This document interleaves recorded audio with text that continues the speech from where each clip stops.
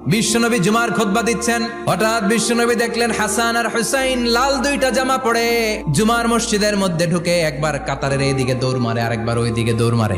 বিশ্বনবী খুতবা থামিয়ে দিলেন, মিম্বার থেকে নেমে হাসান হুসাইনকে দুই হাতে টানতে টানতে মিম্বারের উপরে নিয়ে আসলেন যাতে মুসল্লিদের ডিস্টার্ব না হয়ে যায়। হাসানকে ডান হাতে ধরে হুসাইনকে বা হাতে ধরে বাকি খুতবাটা বিশ্বনবী তখন শেষ করলেন। আবার বিশ্বনবী জুমার খুতবা দিতে দাঁড়ালেন, এক সাহাবী এসে বসে বলল, বিশ্বনবী বললেন, কম দাঁড়াও, 2 রাকাত পড়ছো?